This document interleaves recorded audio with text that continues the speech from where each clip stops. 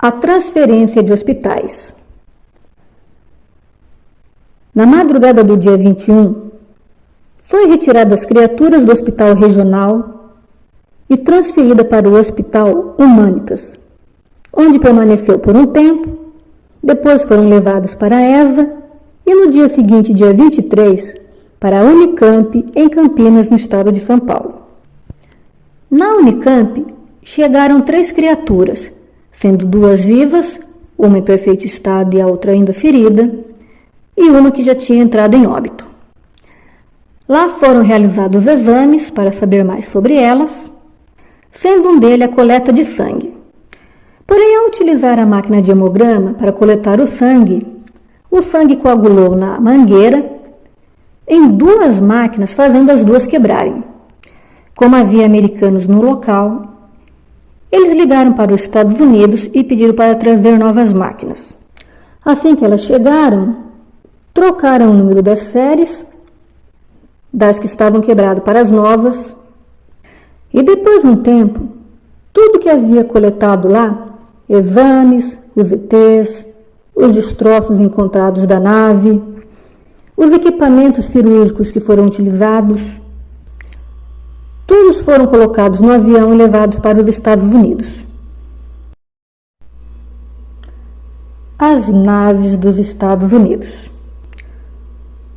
Um controlador de tráfego aéreo chamado Marcos disse ter visto naves das Forças Aéreas Americanas querer pousar sem permissão no aeroporto de Guarulhos. Porém, essas naves resolveram pedir permissão e ir para o aeroporto de Campinas, pois eram lá que estavam os ETs. E são essas naves que recolheram tudo o que havia lá e encaminhado para os Estados Unidos.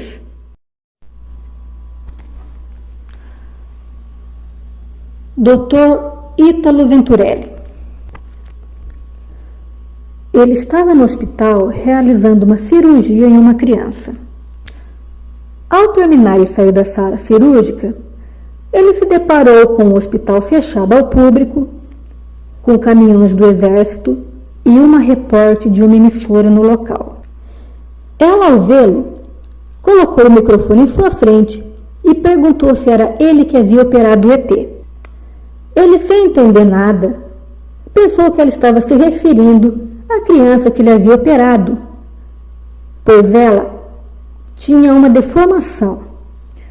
Então, achando uma falta de respeito com a criança, apenas falou para ela: "Isso é jeito de falar?" e saiu dali, seguindo diretamente para a pediatria.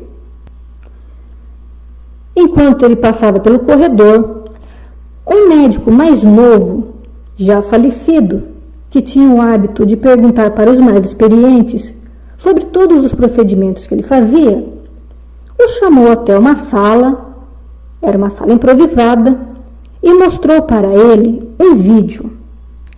Ao ver o vídeo, ele pensou que se tratava de uma criança com hidrocefalia e perguntou para o médico o que era aquilo. O médico então deu um passo para o lado e apontou para um biombo, dizendo apenas: "Está aqui." Ítalo então foi olhar por trás do biombo e se surpreendeu ao encontrar a criatura ali na cama. Ela estava coberta por um lençol da cintura para baixo, com um dos braços embaixo do lençol e o outro para fora. Ele descreveu como sendo uma criatura branquinha, do tamanho de uma criança de 7 anos, muito magrinha, com uma boca bem pequenininha, o formato da cabeça em formato de gota, os olhos também em formato de gotas e na cor lilás, com protuberâncias na cabeça, e disse que ela olhou para ele calmamente, depois olhou pela janela para o céu e novamente voltou a olhar para ele, como se quisesse dizer algo. Ele então ficou ali por alguns minutos, depois saiu da sala e não mais voltou. O zoológico de Varginha. Após se passarem 2 meses, no dia 12 de março, uma série de mortes inexplicáveis começou a acontecer com os animais. Foram 2 veados, uma jaguatirica e uma anta. Todos apresentavam saúde perfeita e todos tiveram o mesmo laudo, como se tivessem tido o trato gástrico queimado. A testemunha do zoológico. Após ter passado algumas semanas da morte misteriosa dos animais, no dia 21 de abril, às 9h30 da noite, naquele mesmo zoológico, estava tendo numa sala reservada uma festa entre amigos. Havia uma senhora já falecida chamada Terezinha Galo, que saiu da sala para fumar, pois os outros convidados não eram fumantes. Ela então foi para a varanda, sentou num banquinho e começou a fumar tranquilamente. Quando ela olhou para o lado e viu perto da mureta um ser que a observava. Ela disse que ele era um ser marrom escuro, com olhos vermelhos, a pele viscosa, e para ela parecia que ele estava usando um capacete dourado. Ela então entrou correndo na sala, chamou o marido e pediu para que ele atirasse dali.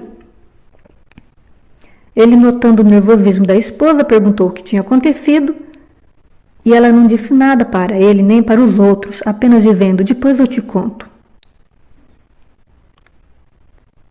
Depois, somente no meio do caminho, que ela veio a dizer para ele o que ela tinha visto.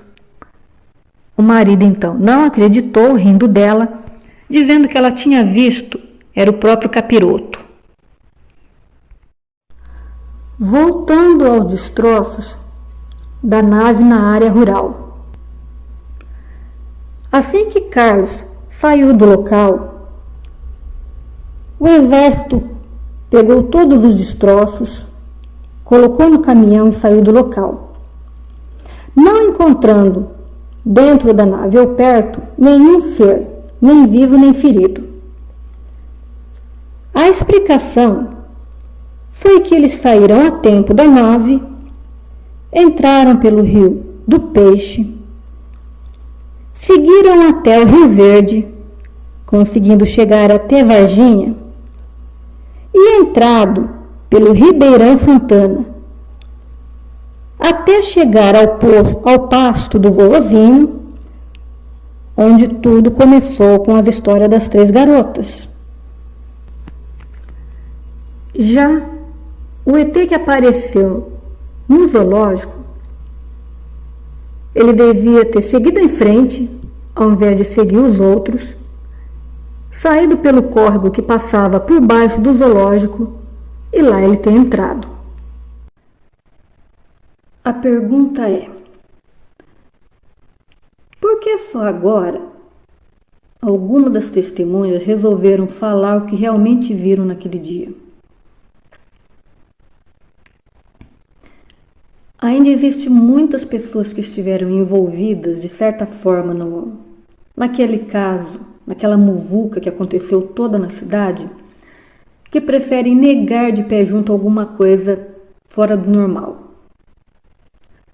Tem também aquelas testemunhas que preferem não se identificar, mas viram sim as tais criaturas, como por exemplo o motorista que transportou as criaturas para os hospitais.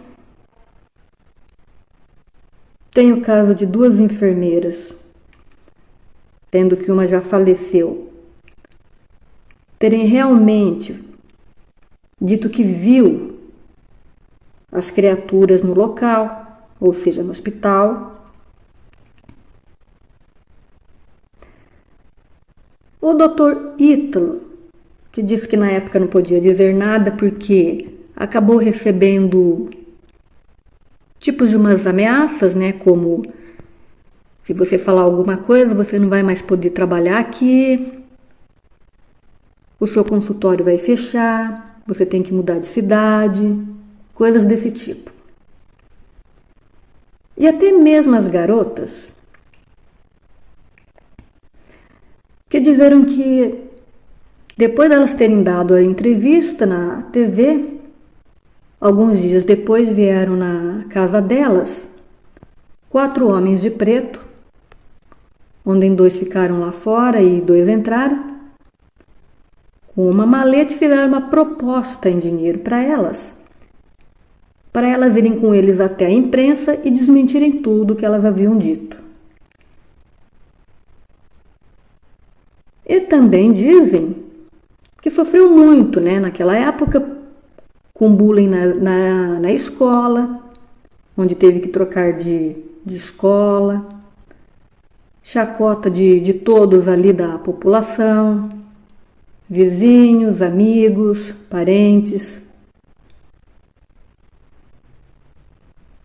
Até caso de elas frequentarem uma igreja, ir lá, e o padre também gozar com elas, dizendo: vocês vieram aqui para assistir a missa ou estão procurando ETs?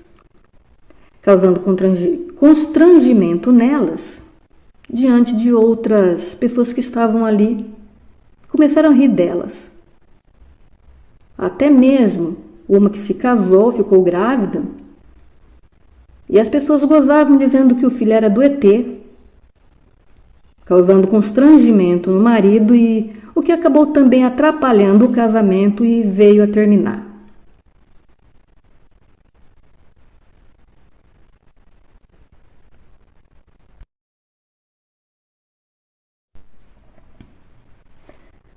Independente de vocês acreditarem ou não, principalmente quem tem menos de 30 anos, que é o período de quando tudo aconteceu, o fato é que algo estranho ocorreu naquela cidade e não ficou bem claro o que aconteceu de fato naquele dia que causou fechamento de ruas e hospitais, e principalmente a circulação do exército fora do normal naquele dia, já que as provas concretas foram todas entregues aos Estados Unidos, deixando somente a dúvida e piadas no Brasil.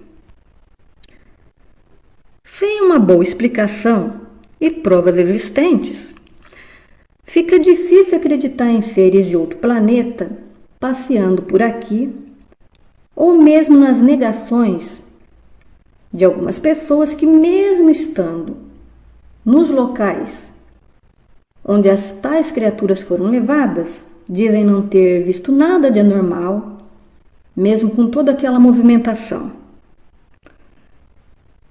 Se bem que, mesmo que aquelas provas permanecessem aqui no Brasil, elas seriam escondidas da população com a desculpa de manter o caso em sigilo absoluto para não provocar o pânico nas pessoas.